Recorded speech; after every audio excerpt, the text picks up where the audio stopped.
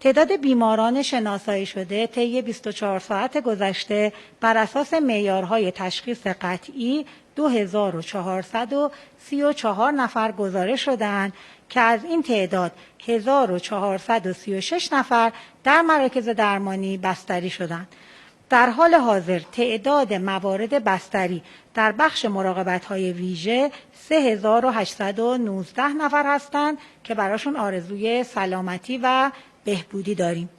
ضمن عرض همدردی با خانواده‌های داغدار، متاسفانه طی 24 ساعت گذشته 212 نفر از هموطنان عزیزمون رو در اثر ابتلا به بیماری کووید 19 از دست دادیم که با احتساب این مجموع جانباختگان تا به امروز به 15912 نفر رسیده اند.